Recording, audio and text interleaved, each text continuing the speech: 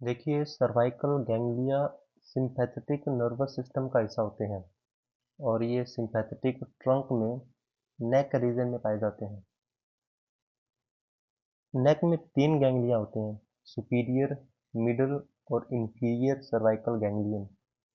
ये autonomic control में important role play करते हैं, खासकर ब्लड वेसल, ग्लैंड्स और स्मूथ मसल्स पर।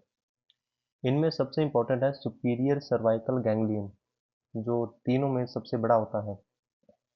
यह लगभग C2 से C3 वर्टिब्रा लेवल पर होता है, यानी कि अपर नेक रीजन में। इसकी पोजीशन ऐसी होती है कि यह हेड और नेक के कई सारे स्ट्रक्चर को सिंपैथेटिक सप्लाई दे सकता है। इस गैंग्लियन का मेन फंक्शन हेड और नेक की स्ट्रक्चर को सिंपैथेटिक सप्लाई देना होता है। इससे फंक्शंस जैसे कि वैसोकंस्ट्रिक्शन, यानी कि ब्लड वेसल नैरो हो जाती है, और स्वेटिंग और कुछ ग्लैंडुलर एक्टिविटीज रेगुलेट होती है। यह गैंग्लियन आगे फाइबर्स भेजकर कैरोटिड प्लेक्सस बनाता है, जो इंटरनल कैरोटिड आर्टरी के चारों तरफ बनता है।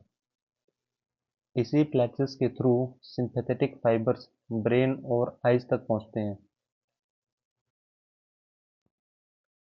Middle cervical ganglion cervical sympathetic chain का छोटा हिस्सा होता है और कई बार यह एब्सेंट भी हो सकता है। यह आमतौर पर C6 वर्टिब्रा लेवल पर होता है, यानी कि लोअर नेक रीजन में। इसका मेन काम नियर बाई स्ट्रक्चर को सिंपैथेटिक सप्लाई देना होता है। यह थायराइड ग्लैंड को सप्लाई करता है और इसके अलावा कार्डियक ब्रांचेस के थ्रू हार्ट तक सिंपैथेटिक फाइबर्स को भेजता है, जो हार्ट रेट और कार्डियक एक्टिविटी को इन्फ्लुएंस करते हैं। नेक्स्ट है इंफीरियर सर्वाइकल गैंग्लियन। यह C7 लेवल पर होता है। कई बार यह नीचे के फर्स्ट थोरैसिक गैंग्लियन यानी T1 के साथ मिलकर एक बड़ा स्ट्रक्चर बना लेता है, जिसको स्टेलेट गैंग्लियन कहा जाता है। यह क्लिनिकली काफ़ी इंपॉर्टेंट होता है। इसका फंक्शन अपर लिम्ब और हार्ट को सिंपैथेटिक सप्लाई देना होता है, जिससे ब्लड फ्लो और कार्डियक फंक्शंस रेगुलेट होते हैं।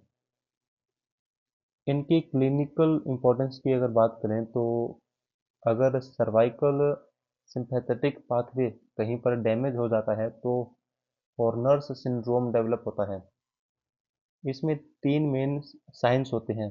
एक टोसिस, यानी कि आईलिड ड्रूपिंग, जिसमें आईलिड नीचे गिरने लगती है अपने आप। मियोसिस, यानी कि प्यूपल कंस्ट्रिक्ट हो जाती है। और एनहिड्रोसिस, यानी कि स्वेटिंग होना कम हो जाता है। यह कंडीशन सिंपैथेटिक सप्लाई के लॉस होने के कारण होती है।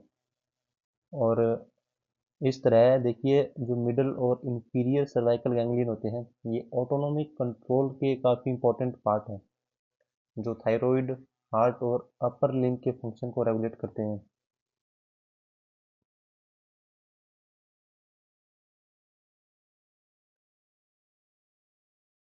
सर्वाइकल प्लेक्सस नेक का एक इम्पोर्टेंट नर्व नेटवर्क है, जो C1 से C4 स्पाइनल नर्व के एंटीरियर रेमी से बनता है।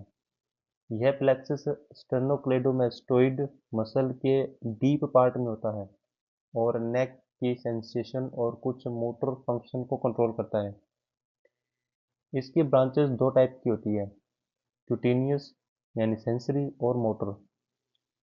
क्यूटेनियस ब्रांचेज सरफेस पर आकर स्किन को सेंसेशन देती है और ये सभी एक कॉमन पॉइंट से निकलती है, जिसको एरेब्स पॉइंट यानी कि नर्व पॉइंट ऑफ नेक कहा जाता है, जो SCM यानी स्टेनोक्लेडोमेस्टोइड मसल के पोस्टीरियर बॉर्डर पर होता है। क्यूटेनियस ब्रांचेज में चार मेन नर्व्स होती है। लेसर ऑक्सीपिटल नर्व C2, जो ईयर के पीछे स्काल्प को सप्लाई करती है। ग्रेटर एरिक्युलर नर्व C2 से C3, जो पैरोटिड रीजन और कान के आसपास की स्किन को सप्लाई करती है।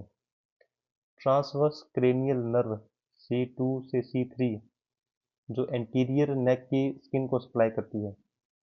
और सुप्रा क्लेविकुलर नर्व C3 से C4, जो शोल्डर रीजन तक सेंसेशन पहुंचाती है।